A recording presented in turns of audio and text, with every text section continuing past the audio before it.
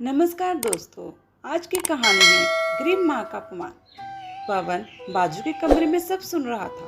उसे कष्ट हो रहा था कि उसकी माँ को अपमानित होना पड़ रहा है, किंतु वो असहाय था। अगर वो कुछ कहता है तो पत्नी और उसके बच्चे उसका विरोध करने लगते हैं। दूसरे उनके तर्क भी सही लगते हैं, क्योंकि वो एक प्रशासनिक अधिकारी था।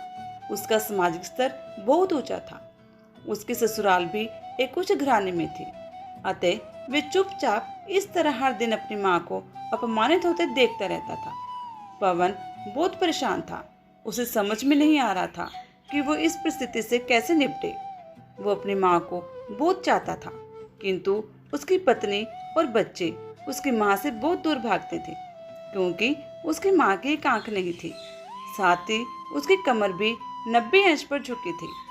कैसे वे अपना काम सब खुद कर लेती है, किंतु फिर भी वो उसकी पत्नी और बच्चों के लिए हमेशा खटकती है। दादी, आप ऊपर के कमरे में जाओ, मेरे दोस्त आ रहे हैं, पवन के बेटे राज ने बड़े बेरुखी से कहा। पर बेटा, मैं तो यहाँ बहुत दूर बैठी हूँ, पवन की माँ ने बहुत प्यार से कहा। नहीं, आप उनके सामने मत रहो, वो मुझे चिढ़ाते हैं, राज ने जोर से डांटते हुए कहा। क्या हुआ राज, क्यों चिल्ला रहे हो? पवन की पत्नी मीना ने किचन से आवाज लगाई। देखो ना माँ, ये दादी यही ड्राइंग रूम में बैठी है और मेरे दोस्त आ रहे हैं, राज ने शिकायत भरे लहजे में कहा। माँ जी, आप ऊपर चली जाओ, क्यों हम लोगों को लजवाती हो? मीना ने बेटे का पक्ष लेते हुए कहा। बेचारी पार्वती चुपचाप उठकर लाठी के सहारे ऊपर जाने लगी। कमर झुकी होने के कारण उन्हें ऊपर चढ़ने में बहुत परेशानी हो रही थी, किंतु वो पूरी ताकत से ऊपर के एक अकेले कोने वाले कमरे में जाकर बैठ गई। पवन बाजू के कमरे से सब सुन रहा था। उसे कष्ट हो रहा था कि उसकी माँ को अपमानित होना पड़ रहा है, किंतु वो असहाय था। अगर वो कुछ कहता है तो पत्नी और बच्चे उसका विरोध करने लगते हैं। दूसरे उनके तर्क भी सही लगते हैं, क्योंकि वो एक प्रशासनिक अधिकारी था। उसका सामाजिक स्तर बहुत ऊंचा था। उसके ससुराल में एक उच्च घराने में थी। अतः वे चुपचाप इस तरह हर दिन अपनी माँ को अपमानित होते देखता रहता था।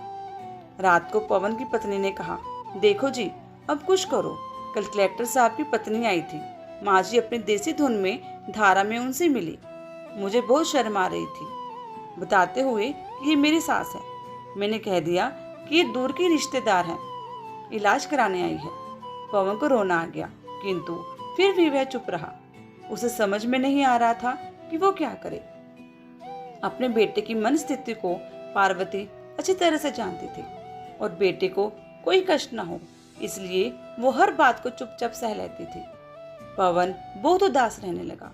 एक तरफ परिवार और सामाजिक स्तर पर जीने की प्रतिबद्धता थी, तो दूसरी ओर माँ आखिर माँ से अपने बेटे की ये हालत देखी नहीं गई। एक दिन उसने अपने बेटे से कहा, पवन, बहुत दिन हो गए हैं, मैं अपने गांव जाना चाहती हूँ, मुझे वहां पहुंचा दो। मेरा यहाँ मन नहीं लग रहा। किंतु माँ, वहां तो कोई नहीं है, तुम्हारी देखभाल कौन करेगा? पवन ने आश्चर्य से अपनी माँ से कहा।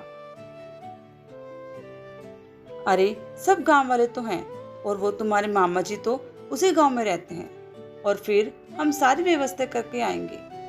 मीना की तो जैसे मन की मुराद पूरी हो गई हो। हाँ बेटा, बहू सही कह रही है, पार्वती ने लंबी सांस लेते हुए कहा। पवन जानता था कि गांव में मां की देखभाल करने वाला कोई नहीं है, लेकिन अपनी पत्नी की जिद के कारण वह अपनी मां को गांव छोड़ने पर विवश हो गया।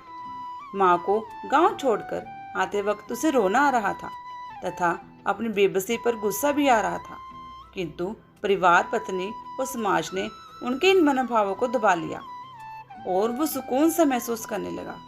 कुछ दिनों के बाद उसके चाचा, जो अमेरिका में रहते थे, आने वाले थे। जब पवन बहुत छोटा था, उसके पिता जीवित थे, तब वो भारत आए थे और उसके बाद वो अब भारत आने वाले थे। पूरा परिवार और आस पड़ोस बहुत उत्साहित था। अमेरिका से पवन के डॉक्टर चाचा आ रहे थे। डॉक्टर संदीप ने जैसे ही घर में कदम रखा, सबने मिलकर बहुत उत्साह से उनका स्वागत किया। क्यों पवन, भाभी नहीं दिख रही, कहाँ है? डॉक्टर संदीप ने उत्सुकतापूर्वक पूछा। जी, वो गांव में रहते हैं, या उनका मन नहीं लगा। मीना ने स्पॉट लिहाजे में उत्तर दिया। डॉक्टर संदीप ने पवन की ओर देखा तो पवन ने अपनी आंखें झुका ली। डॉक्टर संदीप सब समझ गए। बोले, कल हम भाभी से मिलने गांव चलेंगे सब लोग। दूसरे दिन सभी लोग गांव के घर में पहुंचे। देखा कि पार्वती को बहुत तेज बुखार है और वो पलंग पर असहाय पड़ी है। डॉक्टर पवन दौड़कर पार्वती के पास गए, उनके पैर छूकर रोने लगे। पार्वती जी की ये हालत उनकी कल्पना से परी थी। वाह बेटा पवन, तूने तो नाम उजागर कर दिया। अपनी माँ की ये हालत देखकर तुझे तो शर्म भी नहीं आ रही होगी। डॉक्टर संदीप ने पवन को लगभग डांटते हुए कहा, नहीं देवर जी, पवन का कोई दोष नहीं है, मैं खुद गांव आई थी। पार्वती ने अपने बेटे का बचाव किया। मुझे सब पता है। भाभी आप चुप रहो। क्यों बहू, तुम्हें अपनी सास की क्रूरता पसंद नहीं है? समाज में तुम्हें नीचा देखना पड़ता है। डॉक्टर संदीप ने मीना की ओर व्यंग्य से देखा। मीना निरुत्तर होकर पवन को देखने लगी। आज तुम जिस सामाजिक स्तर पर हो वो इन्हीं के संघर्षों की देन है। और बेटा पवन, तुम्हें शायद मालूम ना हो कि बचपन में जब तुम 1 साल के थे तब छत से नीचे गिरने के कारण तुम्हारी एक आंख फूट गई थी और तुम्हारी रीढ़ की हड्डी में भी समस्या थी। तब तुम्हारी स्क्रूप माँ ने अपनी एक आंख और अपना बोन मैरो तुम्हें देकर इतना सुंदर स्वरूप दिया था। मीना बेटा, इतने सालों तक संघर्ष करके बेटे को प्रशासनिक अधिकारी बनाने वाली इस संघर्षशील औरत की तुम लोगों ने ये दशा कर दी। तुम्हें ईश्वर कभी माफ नहीं करेगा। डॉक्टर संदीप की आंखों से आंसू जलधारा बह रही थी। अब भाभी आप मेरे साथ अमेरिका जाएंगी या इन स्वार्थी लोगों के बीच नहीं रहेंगी?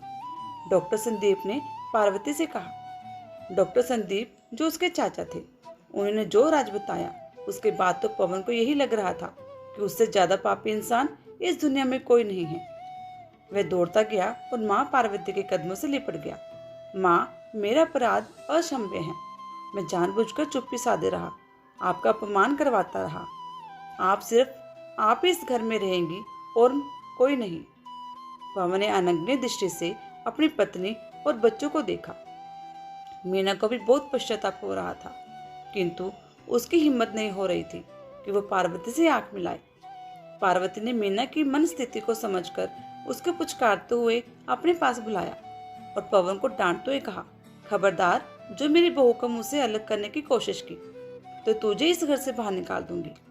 मीना और बच्चों ने पार्वती के पैर पड़ते हुए अपने व्यवहार पर माफी मांगी और माँ के हृदय ने सबको माफ कर दिया।